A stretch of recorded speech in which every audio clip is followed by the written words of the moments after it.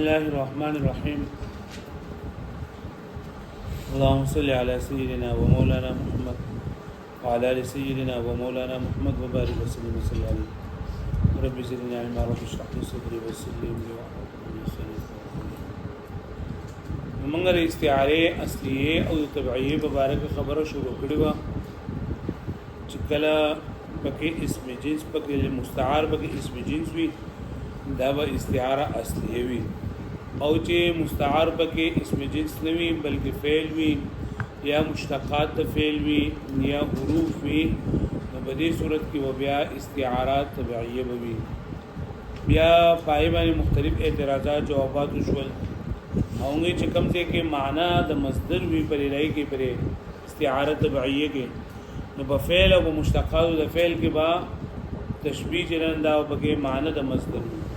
او په دریم کې با چې کله حرف وي نایګه متعلق د معنی نو متعلق د معنی مبارک خبر او کړه چې په دې کې سم مراد ده نه مصنف رحمت الله علیه د دینه مجرور مراد ده او علامه سکاکی رحمت الله علیه چې د دینه مراد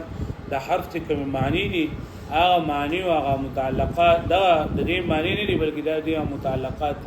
د حروف د معنی متعلقات دي.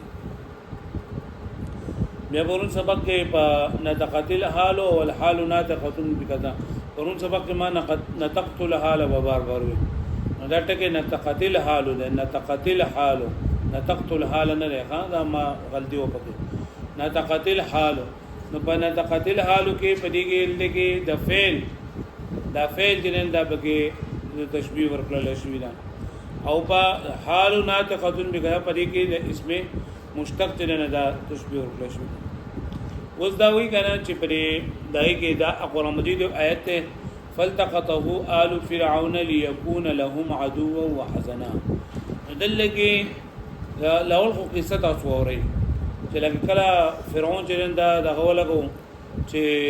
بچی چې دا به تاسو نه پیدا کوی ځکه چې هغه دا هغه نجوم ویلو چې د دې به اسرائیل کې به یو کس پیدا کیږي با او هغه کس دا بستا بچا چې دا به اخلي خو حضرت موسی علیہ السلام الله پاک را پیدا کو او مور بیا پای باندې یریدله الله پاک موسی علیہ السلام تو فاذا خفت عليه فالقيه في اليم ولا تخافي ولا تحزني ان رادوه اليك وجاعلوه من المرسلين جو هغه ولګي د خپل ماشوم بچي په صندوق واچو او غزار کو نو دلته فرعون هغه کم خادمانی چې هغه دغه کول زیګه نو وبې کپڑے به در یا به چا سو پټ کولې نو فلتقطه آل فرعون راونی او د دغه موسی علی السلام لرا د فرعون دی کړي اوس د دې لپاره دورانو التقاط د دې لپاره وکړو چې دا معشوم دته فائدہ ورسي یعنی دې موسی علی السلام د خپل بچي جوړ کی تبنی زوی جوړ کی مینا وسره وږي محبت وسره وږي واښو مې معنی دا التقاط د دې لپاره ليكون لهم عدوا وحزنا وذل کې دا لام چې کنه لام دا اصل کې د تعلیل د لپاره دی لام د تعلیل لپاره دی یعنی مطلب دو دا معشوم دا التقاط د دې لپاره کو دا معشومي د دې لپاره چې محبت وسره وږي او بل بچي جوړ کی خو الله کې رسول الله پاک لیکلی دا عدو و حزنا چې دې راځي پرونو چې دا د دشمن جوړ کی او دا د غم سبب ولا جوړ شي نو دا معشوم چې پلاوله کې رانیونو دای د غم د پاره د دشمنی د پاره نه راکېدو نو دلته کې پلاوله کې دا لام تعلیلیه او دا لام تعلیلیه یعنی دا معشوم چې رانیونه د دې لپاره چې دوی سره محبت وږي او دوی سره دې خپل بچي جوړ کی خو د دې لام عاقبت دا دې کار عاقبت بدای چې په اخیره کې به انجام بدای چې دا موسی علی السلام بدر لپاره دشمنو جوړیږي او در لپاره بدغم سبب جوړیږي نو ویلې لام تعلیل ده او مراد لام عاقبت ده او د باندې د لپاره استعاره کې جامع چې د هغه التقاط چې د دې التقاط د وجنه هغه علت غایی هغه محبت او وصله ضد تراغه چې هغه عدو او عداوت او حزن ده دې خبره باندې پوه شئ ها نو دا علامه کشاف رحمت الله علیه په باندې دی وایي چې دا استعاره تبعیه لري کې استعاره تبعیه په څه کې دا چې اول دا استعاره ثابت شوی د لام په مجرور کې د لام پر مجرور کې ثابت شوی دا او بیا پر لام کې ثابت شوی دا نو دا استعاره تبعیه شولا و شو ویل معنی لکه څنګه چې دوی چې بزیدن فی نعمتین کې په نعمتین کې دا مجرور د لپاره ده و شو او د مصنف رحم الله د نور د علماء په نسبت باندې جنن دا استعاره تبعیه نه ولینه نه نو بیا خبره کوم په دې پر پوښ ولا غانو وګوره دا وایي ويقدر التشبيه ومقدر کړل شوی د تشبيه په لام تعلیل کې الګ لام تعلیل په کم ځای کې نو قوله نه او قوله تعالی فالتقطه چې ونیو د موسی علی السلام لره چا ونیو آل فرعون دای ولا فاعل آل فرعون د فرعون کډي ونیو د فرعون هغه نوکران ونیو د سره پاره یکون لهم عدوا وحزنا د پاره د دې چې شي د دې لپاره د دشمنی سبب او د غم سبب وس د دې لپاره نه نیولای چې لازم ځان دشمن ونی سما بلکې نیولای رسنه پاره ده چې زوته سره محبت سره کوم څه دي جوړ کما للعداوه د دشمنی لپاره يقدر التشبيه العداوه دلګي مقدر کړل شي تشبيه د عداوت او د حزن الحاصلين كم چې حاصل لبعض الالتقاط بعلته رسد التقاط ملاوي د خپل علت سره یعنی علت التقاط غایه علت التقاط غایه مطلب دا چې لکه د رانی ولو دا مقصدو د رانی ولو دا اخرنه مقصد هغه چې کلمه محبت او تبني دا محبت او تبني زوی جوړولې په الترتب على الالتقاط والحصول بعده چې دا مرتب کیږي په التقاط او په حصول باندې دین ورسو ثم استعمل في العداوه الحزن بیا دا استعمال کړی شوی دی په عداوت او په حزن کې ما کان حقه هغه لام چې حق دا غیدار ای استعمل في العله الغایه چې دا استعمال شي په علت غایه کې دلګي دا د دې لپاره چې لکه دا استعمال چې د محبت او د تبنی لپاره او دا استعمال شوی د سره لپاره دی دا عدو او د اذن لپاره استعمال شوی دی کنه نو دا د دین لکه خپل مال نه مراده بلکې دلګي دا مستعار له مستعار منه دي فتكون الاستعاره فيها طبعا استعاره بریګه دا تبعیه للاستعاره في المجرور زګه چې اول لګوي استعاره دا په مجرور کې شوی دا او بیا مجرور نور څه په څه کې شوی دا کلام کې شوی دا وهذا الطريق ماخوذ من كلام صاحب الكشاف او دا طریق کوم چې مصنف ذکر کړی دی مخکې چې دوی چې بزیدن فی نعمت کې دا نعمت المجرور دی کنه او په نعمت المجرور کې چې دا استعاره شوی دا ماخوذ من كلام صاحب الكشاف ومبني او مبني لدلاله على ان متعلق معنى اللام چې متعلق د معنى اللام هو المجرور دا مجرور د علامه سبق لك مخکې سند شوی لكنه غير مستقيم على مذهب المصنف في الاستعاره المصرحه لیکن د مصنف په باندې صحیح نه ګورا استعاره مصرحه دی وی مصنف رحمت الله علیه چې استعاره مصرحه ته لګیږي چې پای کې مشبہ نه وی ذکر کړل شوی مشبہ پکې کا برابر خبره ده اصلي وي او تبعي وي و استعاره مصرحه ته وی چې پای کې مشبہ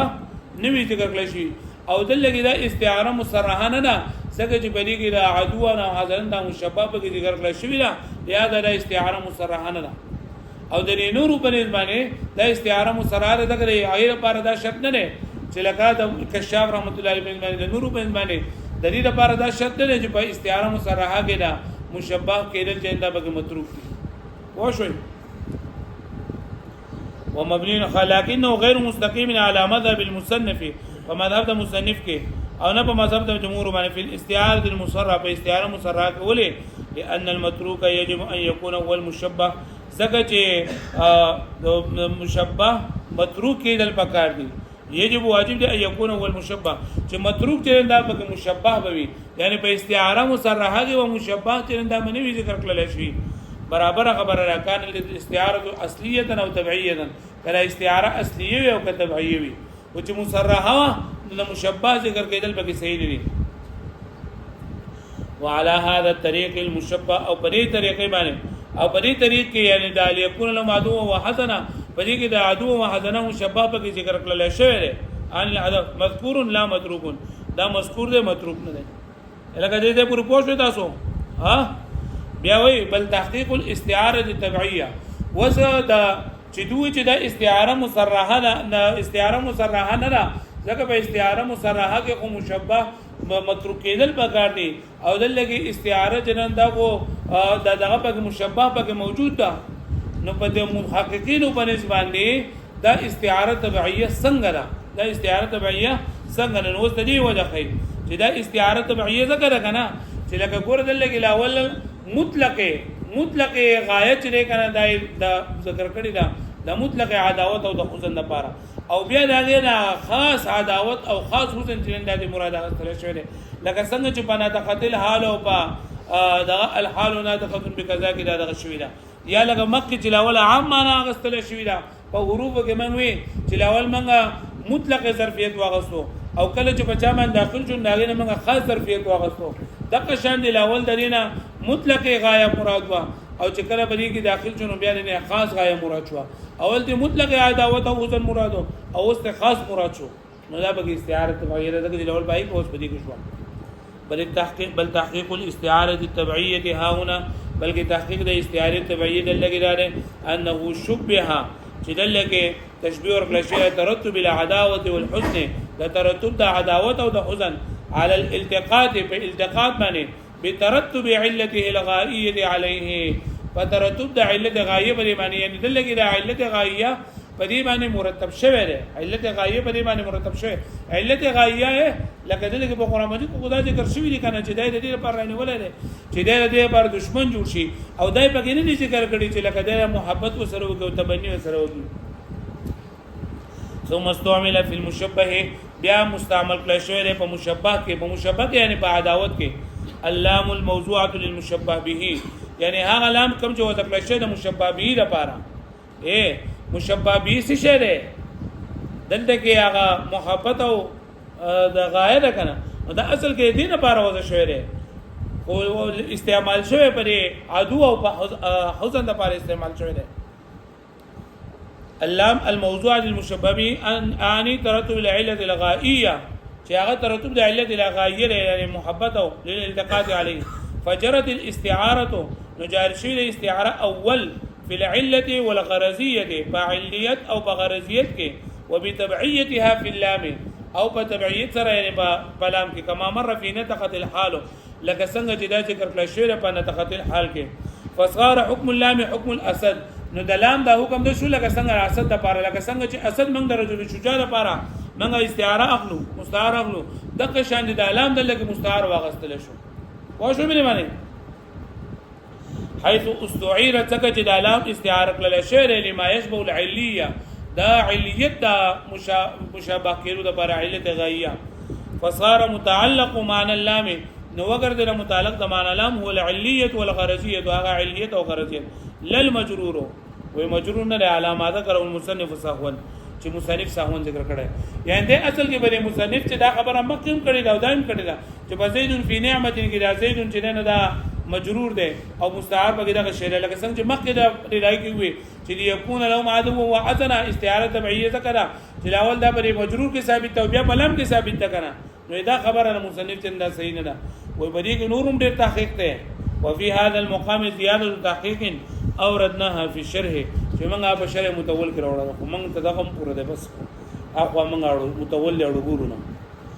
بیا و مدار قرینه دی فی الاولین